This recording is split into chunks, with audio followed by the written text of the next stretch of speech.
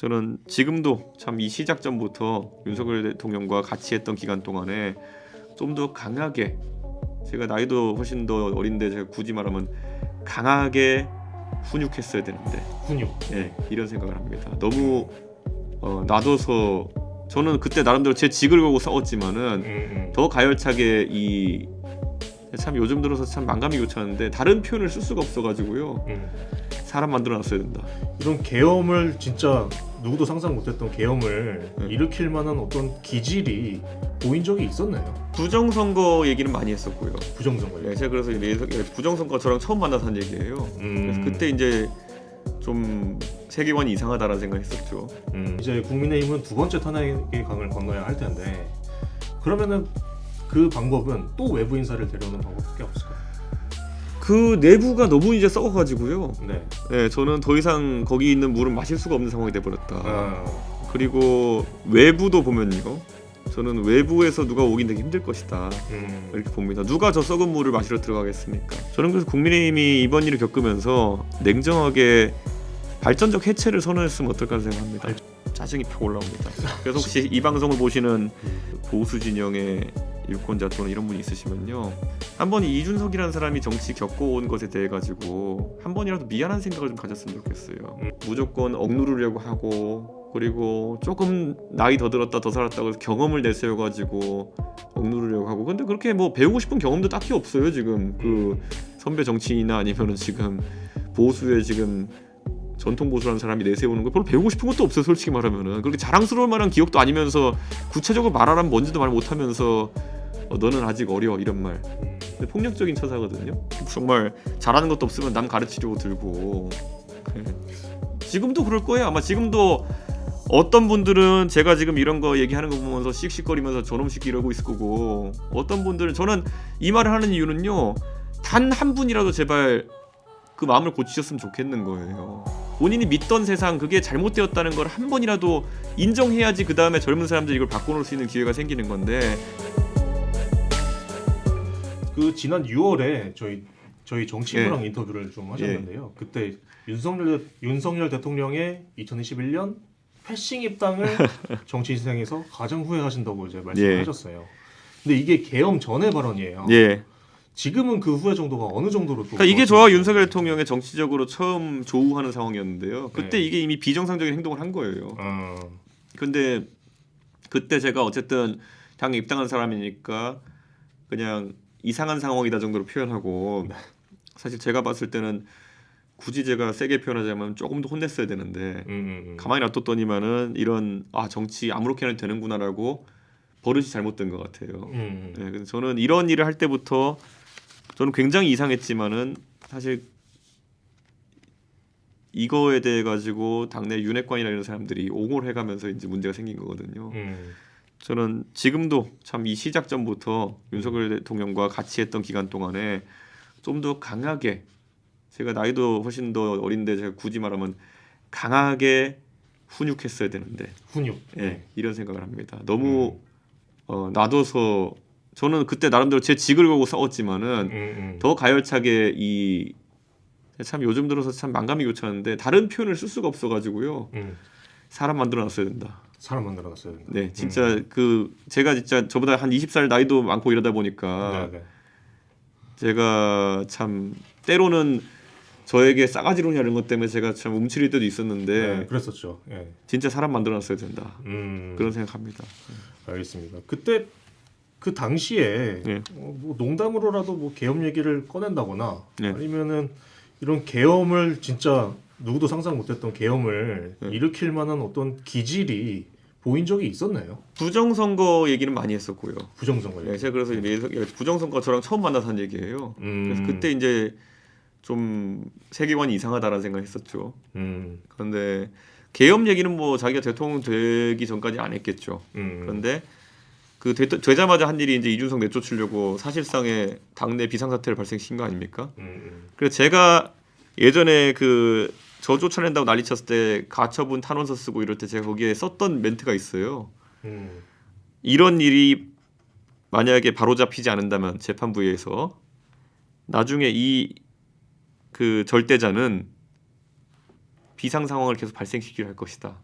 제가 그때 탄원서에 쓴 적이 있어요. 예, 그러니까 저는 윤석열이라는 사람이 결국에는 이런 당대표를 선출된 당대표를 그냥 내쫓으려고 저렇게 이상한 짓을 벌이는 거는 그때 막 당원 당규까지 바꿔가지고 막 내쫓으려고 난리쳤거든요. 그러니까 애초에 당헌을 준수할 의사가 없는 당원이었던 거고 지금은 대한민국의 헌법을 그냥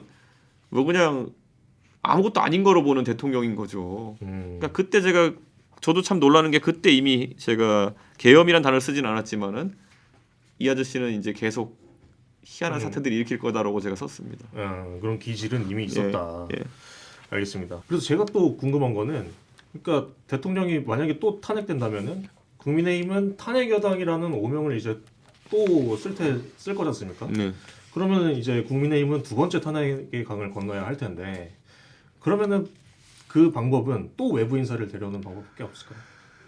그 내부가 너무 이제 썩어가지고요. 네. 네, 저는 더 이상 거기 있는 물은 마실 수가 없는 상황이 돼버렸다. 그리고 외부도 보면요, 저는 외부에서 누가 오긴 되게 힘들 것이다. 이렇게 봅니다. 누가 저 썩은 물을 마시러 들어가겠습니까? 저는 굉장히 안타까운 게 저는 어쨌든 저 마실 수 없는 물에서 탈출해가지고 제가 새로운 정치를 하기 위해서 개혁신당에서 있고 그리고 또 다행히 또 유권자분들께서 그걸 알아줘서 제가 국회의원이 되어 있지만은 참 걱정입니다. 네, 걱정입니다. 저 국민의힘을 개혁하는 건 거의 불가능이고요. 제가 경험해봐서 알지 않습니까? 저는 그럴 만한 그 당에서 위치에 있었음에도 불구하고 그리고 국민들이 그만큼 밀어줬음에도 불구하고 저 안에 훈구파 또는 저 안에 자기만 생각하는 사람들은 사람을 난도질해서 내쫓거든요. 네, 그러니까 저는 굉장히 어렵다. 네. 그럼 이제는 방법이 없을까요? 소수파로 그냥 전락하고 말까요? 저는 그래서 국민의힘이 이번 일을 겪으면서 냉정하게 발전적 해체를 선언했으면 어떨까 생각합니다. 발전적 해체. 예. 지금 저 안에 있는 수많은 구조적 모순이라고 하는 것은 발전적 해체가 아니고서야 풀어나갈 수 없는 상황이 아닌가. 어디 몇 군데 땜질해가지고 버티기 어려울 것이다. 그런 생각을 합니다. 발전적 해체를 하고 나면은 그 다음에 수순이 어떻게? 발전적 해체는 예전에 보면 우리가 그 차떼기 얘기 나온 다음부터 그 당시에 한나라당이 당사랑 뭐 연수원 등 뭐 이거 수천억에 달하는 자산을 국가에 헌납하겠다. 그리고 나서 국민들한테 다시 한번 해보겠다라는 적어도 그 정도의 실천 의지는 보였거든요.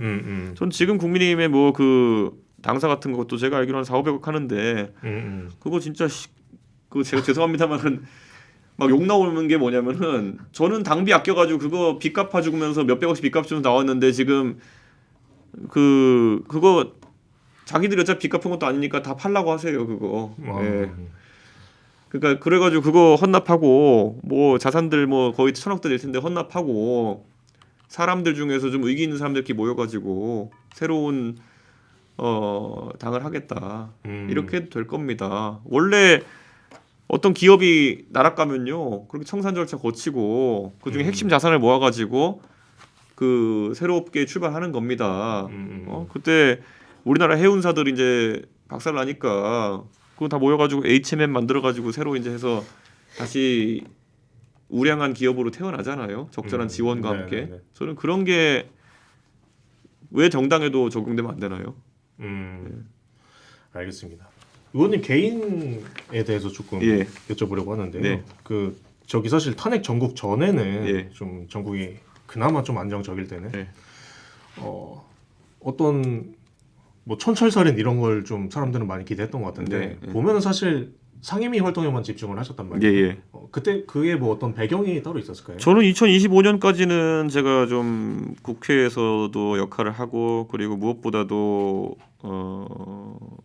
제 나름대로의 구상을 좀 구체화하는 시간을 가지고 싶었어요. 근데 이게 전 또 역시나 제정신이 아닌 대통령 하나 때문에 저의 개인 일정도 또 이제 또 흐트러지게 된 건데 대한민국 정치에 있어서 보수 정치권이 몰락해가는 시기에 정치를 시작한 저에게는 운명인 것 같습니다. 그래서 제가 참 육신과 정신의 고달픔을 가지고 지금 정치를 계속 해나가거든요. 제가 아까 13년 이런 얘기했는데 제가 처음 선거에 도전한 게 2016년입니다. 국회의원 선거 2016년. 재선거에 나갔죠.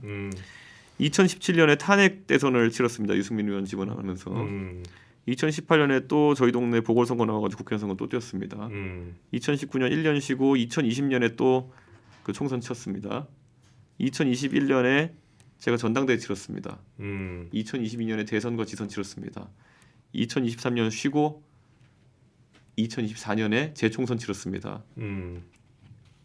이 기간 동안 딱 두 번 쉰 1년 두 해만 네. 선거가 없었던 거예요. 그런데 2024년 끝나고 이제 2025년 쉬어야지 그러면서 구상을 하고 제 내실을 다지고 하려고 그랬는데 윤석열이라는 사람이 제 시간표 또 망가뜨렸습니다. 근데 제가 참 아쉬운 게 이 시기 동안 계속 보수는 수구화와 보수는 나락에 가고 있는 거였고 제가 2021년부터 22년까지 잠시 그것을 다시 꽃이 피는 시기로 만들었다 생각했는데 굉장히 지금 짜증이 팍 올라옵니다. 그래서 혹시 이 방송을 보시는 그 보수 진영의 유권자 또는 이런 분이 있으시면요, 한번 이준석이라는 사람이 정치 겪어온 것에 대해 가지고 한 번이라도 미안한 생각을 좀 가졌으면 좋겠어요. 저라는 사람이 사실 정치를 안 해도 되는 사람이었는데 정치를 한다고 했을 때는 제 나름 많은 걸 포기하고 온 겁니다. 그런데 2016년부터 계속 이런 길을 가면서 저는 정치 올바르게 하겠다고 생각해서 어려움을 마다하지 않았는데 그때마다 굉장히 뭐 저한테는 배신자 그런 건지는 안 했지만은 어리다 싸가지 없다 뭐 이러면서 이런 것부터 시작해서 그냥 험담만 계속 늘어놓던 사람들이 지금의 전통 보수라는 사람들이거든요. 그 사람들 아니었으면 이미 보수는 개혁됐을 것이고 대한민국 국민들은 탄핵이란 이런 정말 처절한 경험을 다시 하지 않아도 됐을 것이고 좋았는데 그저 말 그대로 젊은 사람이 얘기하는 것을 무조건 억누르려고 하고 그리고 조금 나이 더 들었다 더 살았다고 해서 경험을 내세워가지고 억누르려고 하고 근데 그렇게 뭐 배우고 싶은 경험도 딱히 없어요 지금 그 선배 정치인이나 아니면은 지금 보수의 지금 전통 보수라는 사람이 내세우는 거 별로 배우고 싶은 것도 없어요 솔직히 말하면은 그렇게 자랑스러울 만한 기억도 아니면서 구체적으로 말하라면 뭔지도 말 못하면서 너는 아직 어려 이런 말 근데 폭력적인 처사거든요. 근데 이거로 버텨온 사람들에게 제가 그래서 지난번에 대통령이 그렇게 된 다음에 꼴 좋다라고 얘기했거든요. 어떤 사람은 왜 이렇게 말을 세게 하냐 이렇게 해가지고요. 진짜 꼴 좋다밖에 제가 해줄 말이 없어요. 그게 외신 인터뷰에서 하신 거죠? 네, 왜냐면 솔직하게 꼴 좋은 거거든요. 그렇게 영어로 뭔가요 그게? 모릅니다. 그래서 제가 저 그때 한국어로 하셨나요? BBC인데 한국어로 해가지고 왜냐면 한국 유권자들 대상으로 하는 거라 가지고 꼴 좋다인데 사실 저는 그거를요 제가 막말하려고 한 것도 아니고요. 그냥 그렇게밖에 말이 안 돼요. 그렇게 잘나가지고 대선 지선 이기고 난 다음에 내쫓고 나가지고 나락가고 이제 내란 정당 소리 듣고 뭐 탄핵 2번 경험하고 뭐가 그렇게 좋아가지고 그렇게 예. 정말 잘하는 것도 없으면 남 가르치려고 들고 예. 지금도 그럴 거예요. 아마 지금도 어떤 분들은 제가 지금 이런 거 얘기하는 거 보면서 씩씩거리면서 저놈 새끼 이러고 있을 거고 어떤 분들은 저는 이 말을 하는 이유는요. 단 한 분이라도 제발 그 마음을 고치셨으면 좋겠는 거예요. 본인이 믿던 세상 그게 잘못되었다는 걸 한 번이라도 인정해야지 그 다음에 젊은 사람들이 이걸 바꿔놓을 수 있는 기회가 생기는 건데 오늘도 이준석이 말 듣고 역시 저놈은 싸가지 없어 씩씩거리면서 어떻게 하면 또 애국할까 본인 하는 게 애국이 아니라니까요. 예. 그거에 대한 관점 변화가 진짜 필요한 겁니다. 부정선거요. 제가 단언코 얘기해드리면 부정선거 아닙니다. 근데 그거 안 믿고 지금도 씩씩거리면서 또 아니야 부정선거는 맞아. 뭐 부정선거다 형상기억종이 뭐 형상기억종이란 말을 선관위에서 한 적이 없어요. 그런데 형상기억종이라고 하는 선관위 해명해라 그러면서 누가 얘기하면 꼭 선관위에서요 하지도 않은 말 갖고 해명하라 그러고 이게 지금 소위 말 애국보수의 실체입니다. 예. 선관위는 뭐라고 했냐면요. 잘 접히고 잘 펴지는 특수 재질의 종이를 입찰받아가지고 사용한다 그랬어요. 그래서 그걸 무림재지랑 어디 두 군데서 납품해가지고 하는 거거든요. 사실관계를 따지러 들지도 않아요. 이제 유튜브에서 안색 안 좋은 사람들 몇 명이 떠들면은 그게 진실이 돼버리는 세상 속에서 본인들 세계관 형성한 거죠. 그 사람들이 나라 망친 건데 그 사람들이 동조한 사람들도 같이 나라 망친 거예요. 기분 나쁘게 들을 게 아니라 이제는 바뀌셔야 되는 겁니다. 저는 오늘 제가 여기 나와서 얘기하는 이유는요. 단 한 명이라도 마음 바꾸기를 생각하면서 저는 하는 건데요. 정말 안 됩니다. 사람은 실수를 인정하지 않고요. 사람은 손가락을 항상 자기에게 되돌리기 전에 남한테 돌리거든요. 그래서 저는 근데 이 길을 계속 가겠습니다. 왜냐 이렇게 안 가고는 정치 안 바뀝니다. 예. 그 마지막으로 예. 그 원래 짰던 그 플랜이 깨졌다고 하셨잖아요. 네. 그럼 새로 짠 플랜이 지금 나오셨네요. 사람은요 그 전장이 주어지면요